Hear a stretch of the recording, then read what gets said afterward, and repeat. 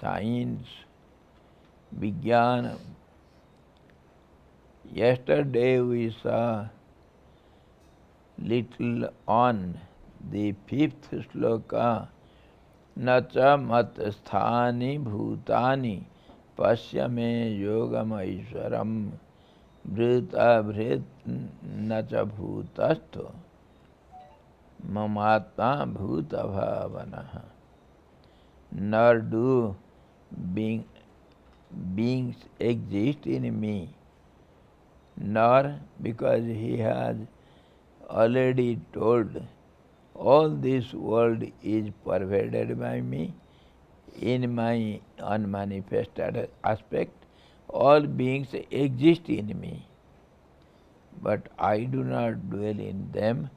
So again he says, nor do beings exist in me, in reality.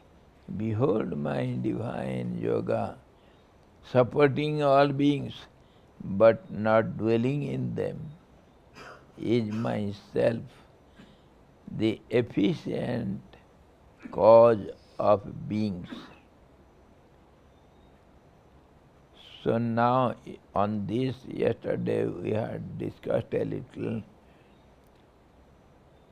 about the lower unmanifested and higher unmanifested, and the gross body and subtle body, and the causal body, which is something bewildering. Causal body, very hard to understand. What is the cause for all these bodies or manifestation or this creation of names and forms? Most complicated. Sometimes we understand it and the next moment we again are in a confusive state. The Lord is all-pervading, so from that sense He is indweller of all beings. That also we see very often. God is the indweller of all beings. Many times we hear this from the scriptures. Mamatma sarvabhutatma. I am the indweller of all beings. And now he says, I never dwell in any being. So now we have to decide the fact that which looks like something from one angle, from its opposite angle it looks just opposite of it. Just as this lens. So this has come for the example. Up to some distance it shows you the clear view, magnifying. And after that, the just opposite is seen. It is just like ambulance. In the vehicle of ambulance, in the front, the ambulance alphabets are written just opposite. From front you cannot read it. And from back you will see exact written ambulance. This is how the front is opposite and the back is positive. See the fun.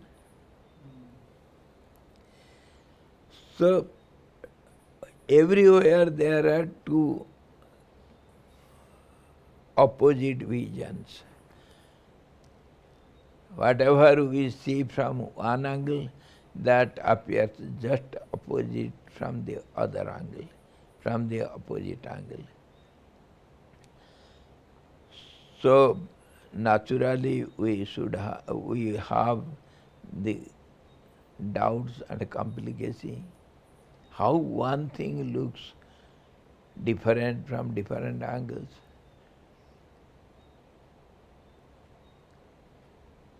So we have to conclude. Now we have to conclude from these differences, from different angles, why it is so. So what is the reality? The reality is nothing. Means it has, you cannot see it by your infinite angles. You cannot see it, it is beyond your vision. This is the conclusion. Whatever you see from one angle, that is partially true, and that is relative truth, it is not absolute truth. Relative truth is known as Satyam, and the absolute truth is known as Ritam. Satyam Ritam Vadishyami, Satyam Vadishyami. So, we have to, because we are in the relative world, our mind also understands from the relative point of view. Unless and until we go beyond this mind, the horizon of events, horizon of understanding, till then we cannot understand the reality. The reality is beyond everything. This is the universal conclusion. As you see, it looks like that. For you only, for particular that time only, for particular that situation only, everything changes by time, space, conditions, and your visions, and the surroundings, everything. So nothing is real here. Can you accept this? Can you believe this? Then only you can believe you can see the reality. This is the secret. Don't rely upon your senses, your contact of senses with the sense objects. Don't rely upon it. The Reliance company is a failure. Reliance company is a failure.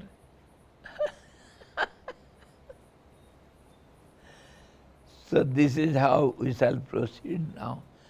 Keep it basement of your understanding. Whatever you understand, that is not the reality.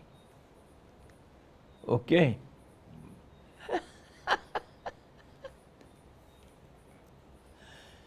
This is your basic principle to understand the reality. So, Brahman or the self has no connection with any object as it is very subtle and attributeless and formless, and so it is unattached, asangaha. There cannot be any real connection between matter and spirit. Spirit is different, matter is different. They are totally different from each other. You cannot have any connection between them. Sakara, an object with a form, can have no connection with Nirakara, the formless. You have a form, you have a name, and your fourfold mind, your prana, your senses, body, all these together, your whole total body is a form. It has a name. So it cannot have any connection with the Nirakar, which has got no all these aspects. Aspectless. So how can you see it? How could this be? Naturally, there will be a confusive question. Devoid of attachment, it is never attached. Devoid of attachment, it is never attached. Brihadaranyaka Upanishad, chapter 3, 9th and 26th Richa. Though unattached, it supports all beings. It is the efficient or instrumental cause. Instrumental cause. It brings forth all beings, but it does not dwell in them, because it is unconnected with any object. This is a great mystery. Just as the dreamer has no connection with the dream object. Understood now? Another example we shall bring from our day-to-day life. Instrumental cause. What is instrumental cause? Instruments we use for digging soil in the garden. The gardeners, they use some instruments, the crowbar or the what they call it, gainti ko kya karte hain, powder, the spade or something. They use so many instruments to remove the grasses or other unwanted plants. So, the instruments are in no way attached with the digging or the soil or the user. It is totally unattached, it is the mediocre. This is how the instrumental cause. Without those instruments, the gardener cannot do anything. But they are in no way concerned with the gardener nor with the plants, garden. In between. And other examples also we can bring from our day-to-day life. The slaves, bandhua mazdoor, they are purchased slaves. In olden days, the Negroes were kidnapped forcibly and they were sold to many countries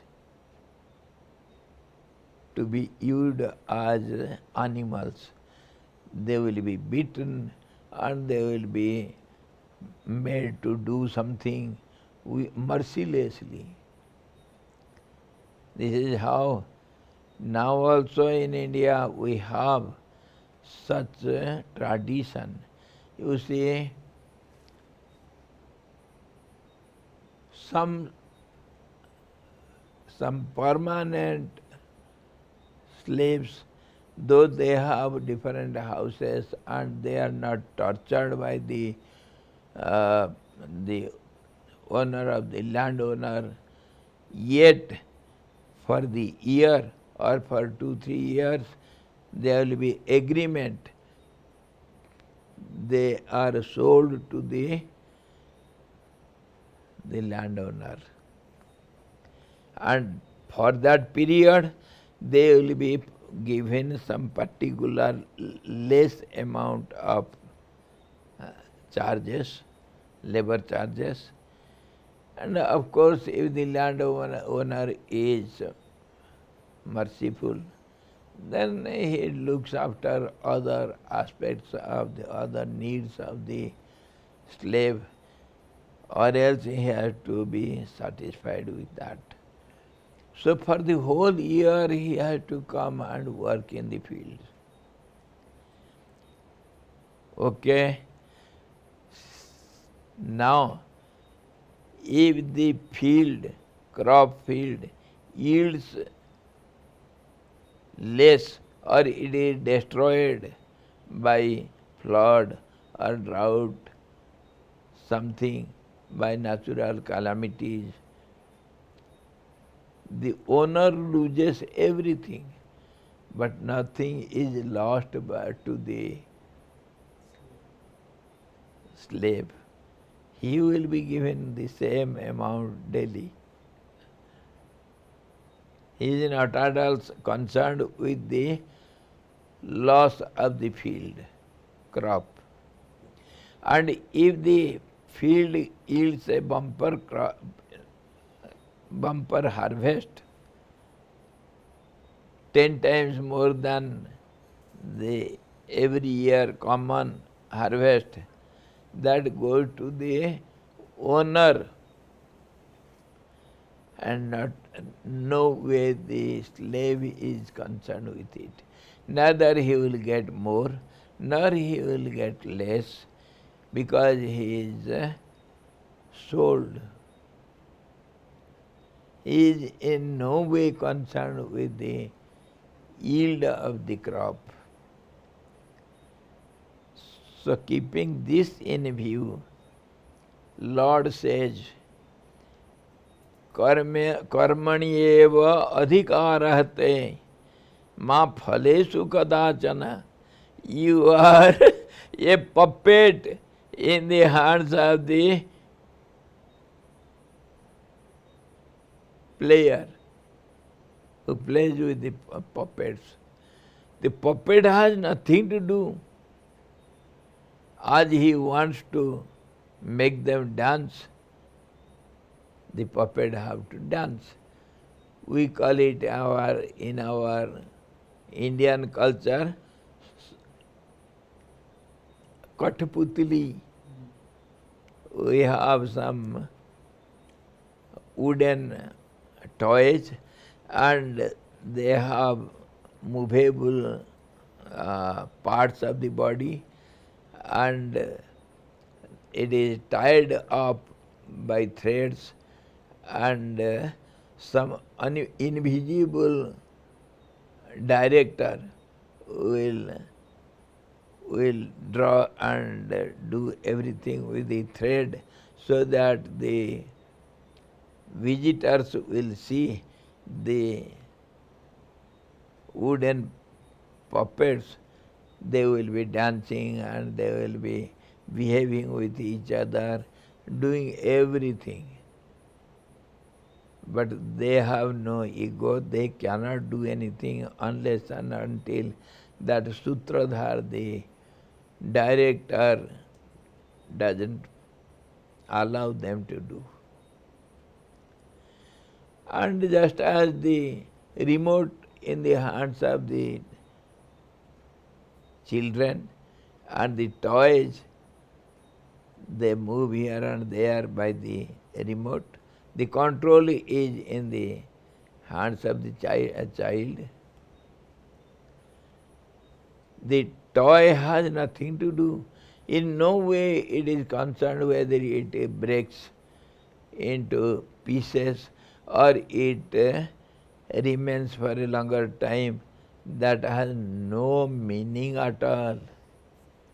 So if you die today, or you live eternally as a long-living being. That is not in your hand. It is in the hands of the absolute controller. Niyati we say, Daiv we say. Generally it is understood as the fate. Whatever you have done in your previous lives, that results in something, and that universally controls all the puppets like us. That is called the highest nature. You have no capacity to do anything. Have it in mind. You cannot have doubt also.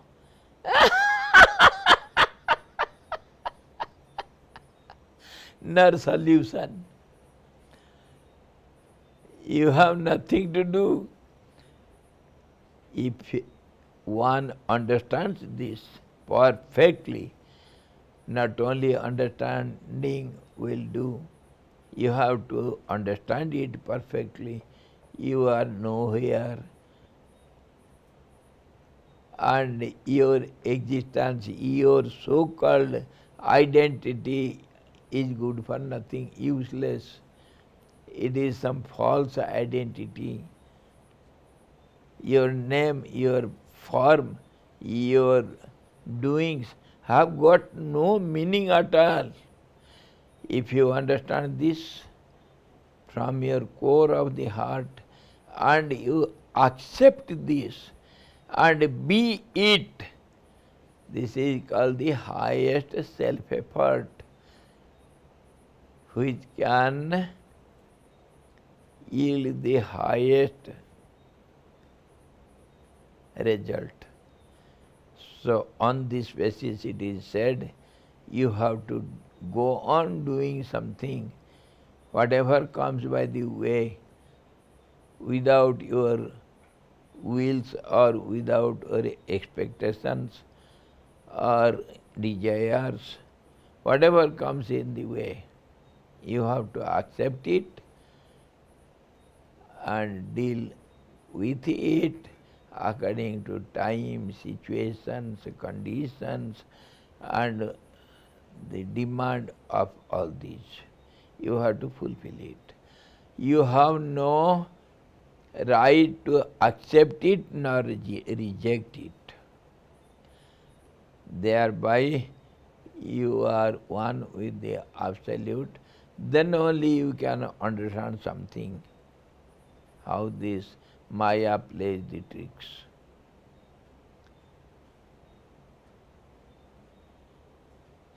So yes, what is the doubt? So from the relative point of view, so in the case of people, those who are say the realized souls or Jivan Mukta, or people those who have been very higher in their spiritual practices, so they will also undergo the same thing. They are beyond all these rules and regulations, because we are in the relative world. We have the sense of name and form. So this is applicable to these ignorant idols. And when you have gone beyond it, you have been one with the absolute will, then you have left all these and you are one with the absolute. So you have no identity there also. Here you have no identity relatively, and absolutely also you have no different identity by become united. See, again the same example we give. The sky inside the empty pot, When the pot is broken, what happens to that sky? Does it unite with the absolute sky, or does it merge in it? Does it get any change? It remains as it is, and it remains one with the absolute sky. Again, the other example we give. Go to Ganga, bring a glass of water. Of course, Ganga is flowing all the time, so you may have complaint. Go to a some lake, Mansarovar, some lake, some water pond, some water tank which is stable. Bring one glass of water. So when you saw something, dirty things, something is there, you again threw it into the water tank. And again you went and brought another glass of water. So can you tell me which water you have brought? Which water you have brought? Have you brought the same water what you threw previously in the water reservoir? Which water, which drops of water you have brought second time? Can you identify?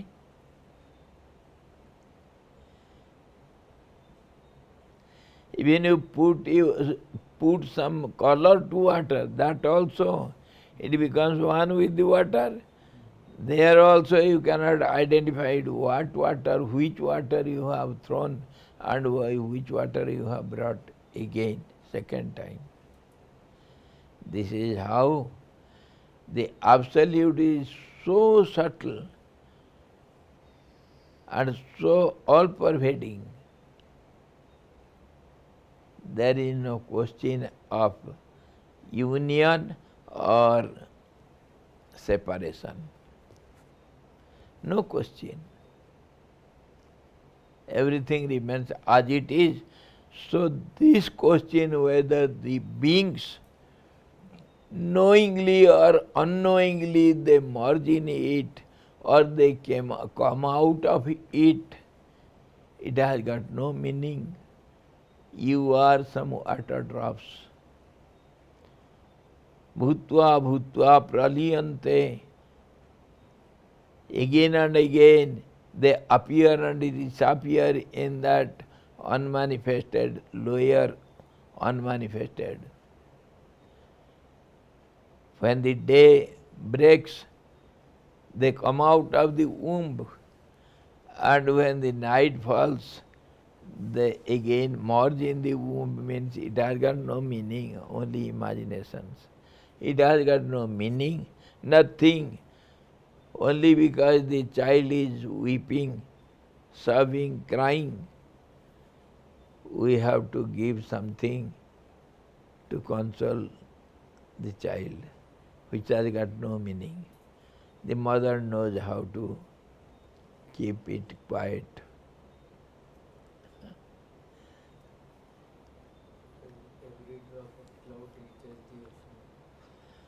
So though you are part and parcel of the Absolute, yet you are nowhere in the Absolute. You have no separate identity. If this is accepted, everything is done. Done, done, done, done, done, done, done, done, done, done, done. Everything is done. This is the highest self-effort one can do. This is called the self-effort. You have to accept this without any question, without any if or but. Accept it. Yes, sir. Yes, sir. This is how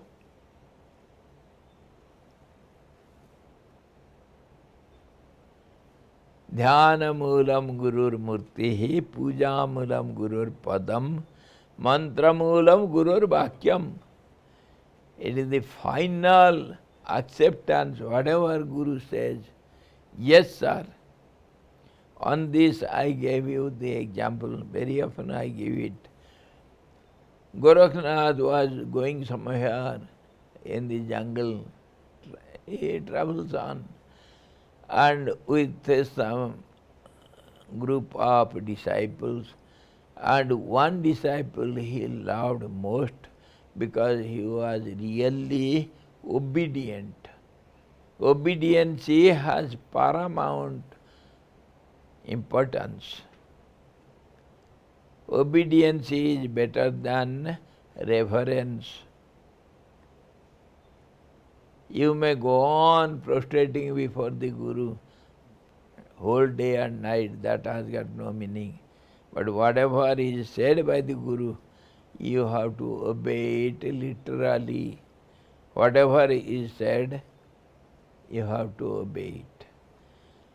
So, Gorakhnath was going somewhere with all this group of disciples, and he knew other disciples other than the best one were little jealous of this best disciple because Guruji loves him much, more than others.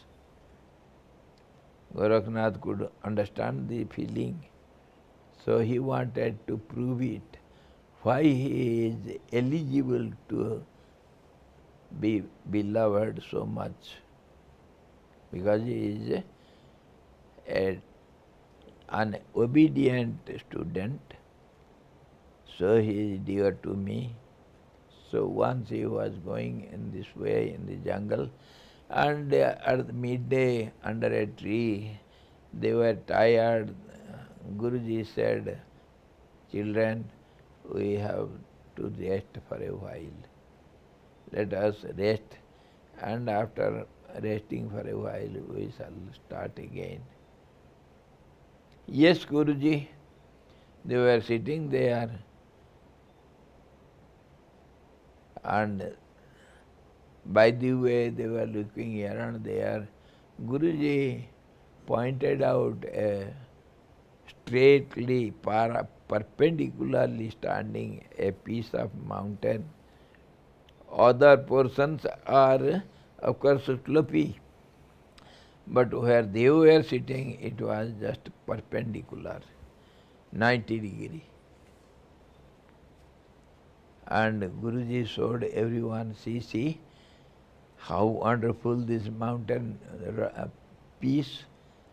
This side it is standing just straight. It is strange. What will be on the top of this hill? Gurudev, the disciples say, Gurudev, when we go up, then only we can see. From here nothing is visible. Who can go there to the top of this hill? Yes, Guruji, I can go. Everybody raised their hands. So Guruji asked one of them, "Can you go, my dear?" "Yes, Guruji." "Can you climb up here?" "No, from this slopey other side I can go up." "Come on, go." And go there. When you stand there on the top, just tell us you have reached there, and what are you looking there? How is your vision from there? Just tell us. Yes, Guruji. He went on and reached the top. "Guruji, I have reached here." "Yes, how do you feel?" "Oh, most pleasant. I can see far off." "And what is there behind you?" "Still more the ranges of mountains. Oh, very nice.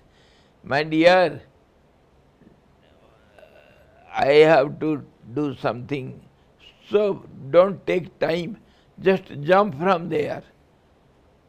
No, Guruji, I cannot jump from such a height. You see, I don't have practice of jumping.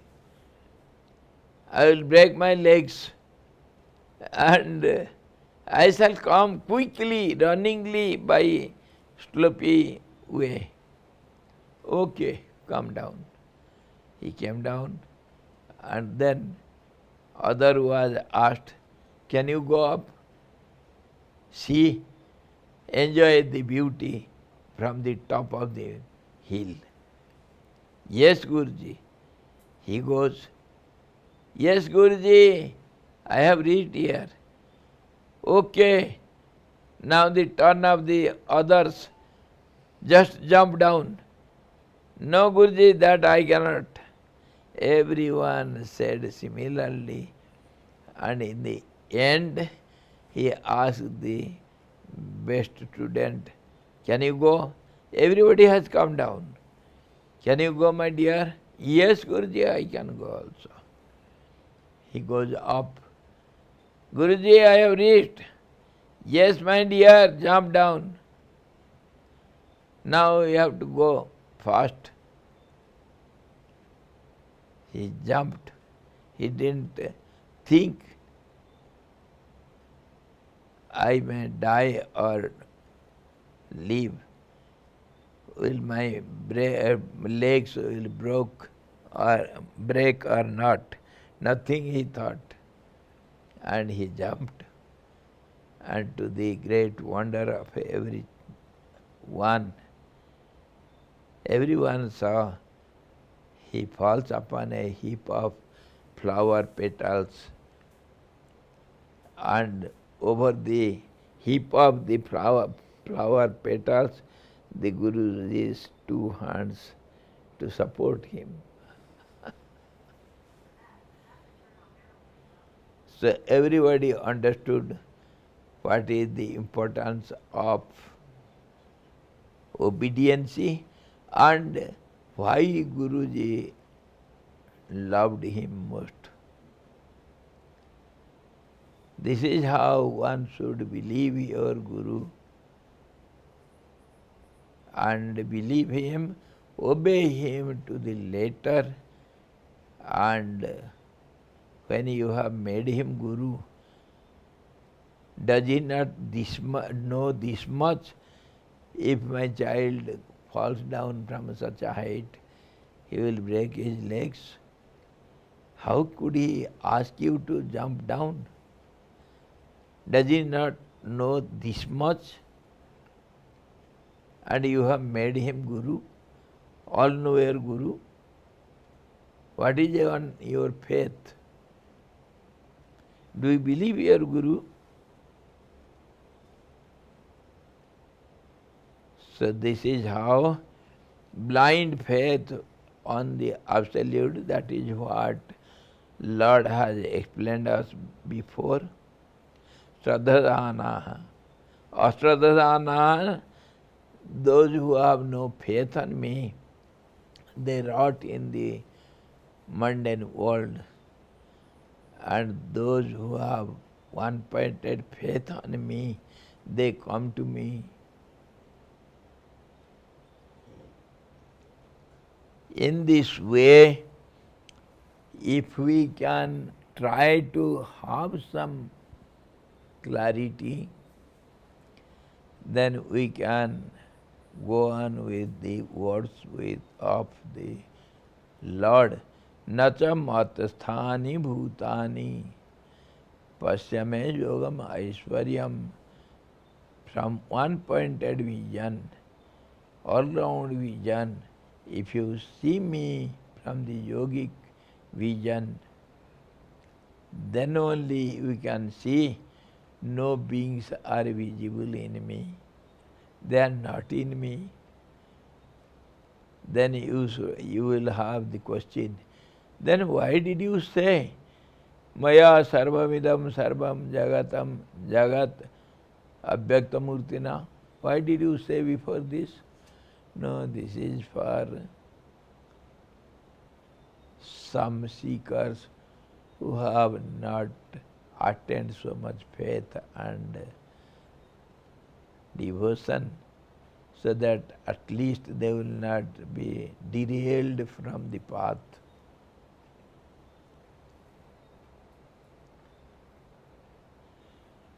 The teacher teaches every student starting from the LKG till the high school students. But the same course is not given to all the classes, different courses. So this is for the higher students who have got full faith, unshaken devotion. This is a great mystery.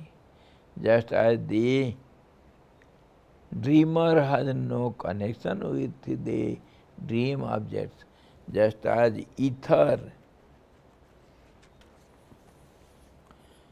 or air has no connection with the vessel, so also Brahman has no connection with the objects or the body. The connection between the self and the physical body is illusory. It is apparently illusorily seen. See, some water is there in this glass. Okay? When you pour out all the water from the glass, yet little water will be clinging to its sides. Can you say water has connection with the glass? No connection. Water is not in the glass, and glass also is not in the water. Totally different from each other. But relatively we can say the water is inside the glass. This we have to say so. Water is inside the glass. And when you analytically see it, then you see water is totally different from the glass. It is neither in the glass, structure of the glass, nor glass is in the water. न च मत्स्थानि भूतानि पश्य मे योगमैश्वरम वृतभृत न च भूतस्थो ममात्मा भूत भावना. All the beings, they are not in me, and I am the efficient cause of the beings, means the instrumental cause, apparent cause. Without me there is no world, there is no creation. Without the instruments there is no garden. But instruments are nowhere concerned with the flower plants or the garden.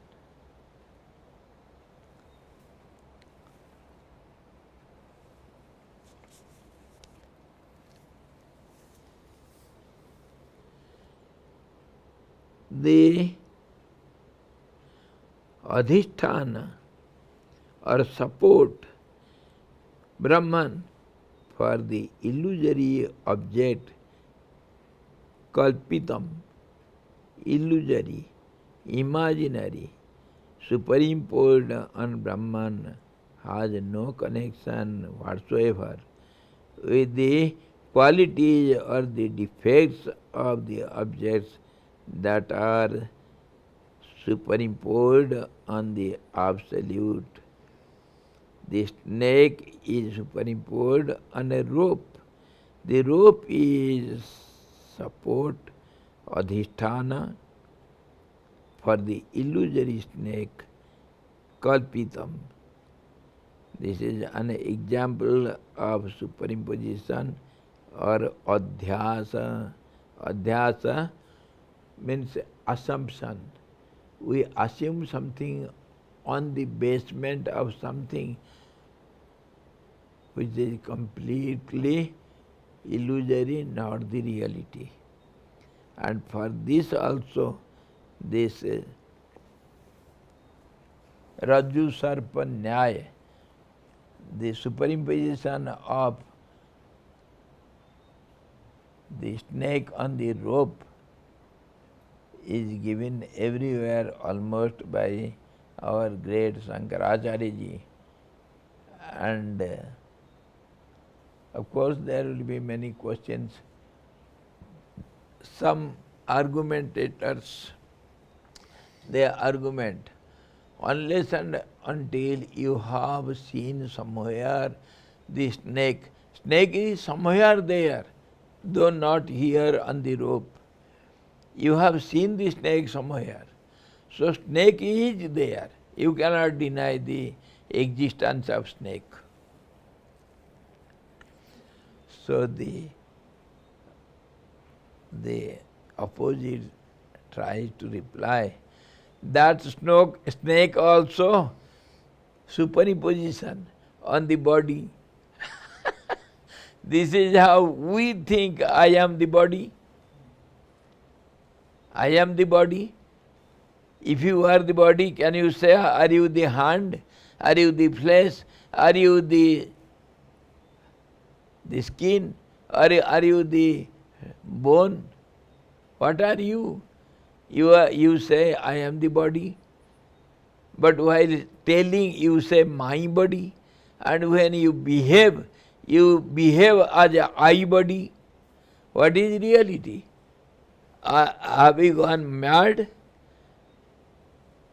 When you say, how are you, sir? Yes, I am quite fine. Are you physically okay? Yes, my body is working perfectly well. My physical health. My body works, my body. And when I call you, Mr. So-and-so, can you come here? Who comes? Does the name comes or the body comes? Who comes near me? The body only comes. So when you behave as a I body, and when you speak as my body, and when you feel, I am the indweller of the body. What are you? What are you? So everything is confusion. Our example of that,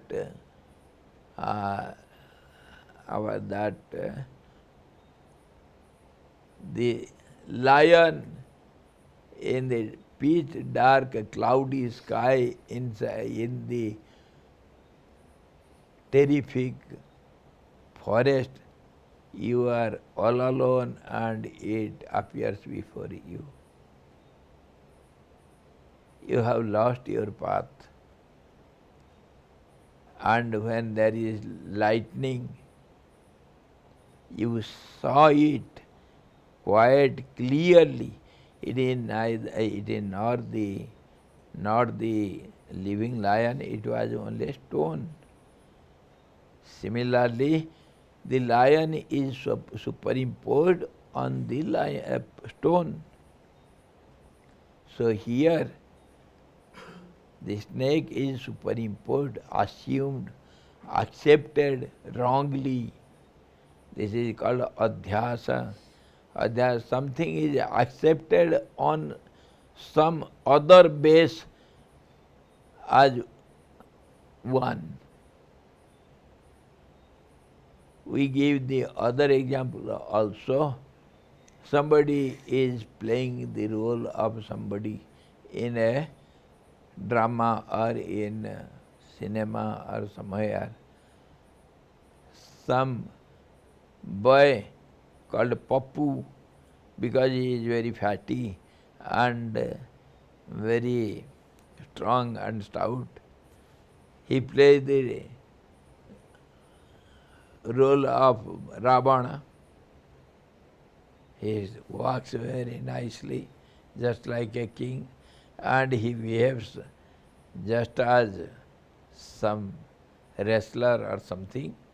So the part of the role of Ravana is given to him. And when the audience, they are looking him, his parents are also in the audience. His brother and his kith and kins, they are in the audience. Other villagers who don't know this boy, they are also in the audience.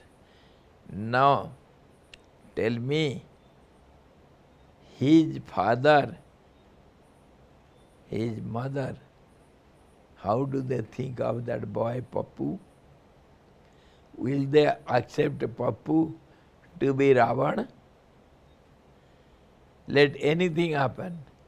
He will be dressed as a demon and he will act as something other than human being. But yet they know perfectly well he is our son, Pappu. He is playing the role of Ravana. And he himself knows inside that I am playing the role of Ravana. When he was playing the role, he forgot, he has to forget for a moment that I am not Pappu, I have to act like Ravana. Then only he will be successful. So in this way, the great Jnanis, they act in this world, and Lord, when incarnates, he also plays the role of somebody. Just as Rama played the role of human being, he didn't show his supernatural powers. He behaved just as a human being. That was his role, to keep up all the traditions and justice and everything. Whereas Lord Krishna surpassed all the limits and he showed his Vishwarup to so many universal forms. So according to the role, the actor has to play the role.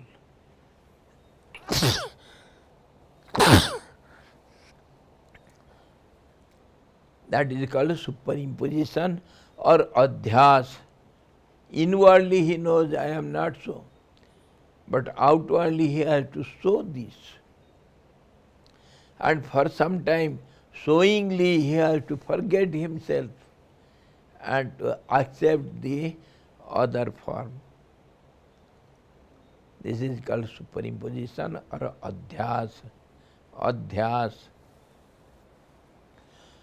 So, tomorrow we shall see perhaps further.